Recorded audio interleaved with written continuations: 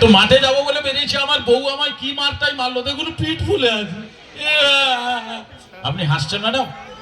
আমি ওইদিকে তাকালাম কারণ আমার খুব চেনা পরিচিত একজন আছে যার বউ সেও তাকে মারে, মেরেছে, মানে সে নেমে গেছে মনে হয় না, আছে ওই যে হাসছে, তার দাঁতগুলোই দেখতে পাচ্ছে সবাই, আশা করছি। ঘটনাটা হচ্ছে আমরা দুজন শুধু মার খাচ্ছি না, আমাকে কেন মেরেছে আগে ঘটনাটা শুনুন, আমার দোষ ছিল কিনা।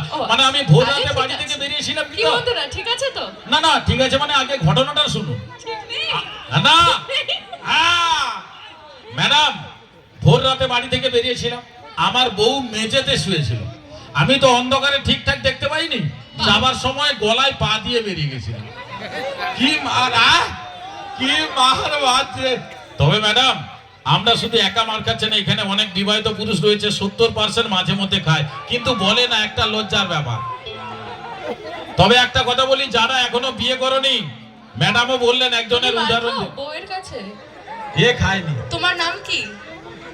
ও কে মার খাবে? এই ওর বন্ধুরা প্লিজ ভিডিওটা করো, তোমার নাম কি? প্রচুর মার খায় রমাকান্ত মাইতি। না, সে খায়নি।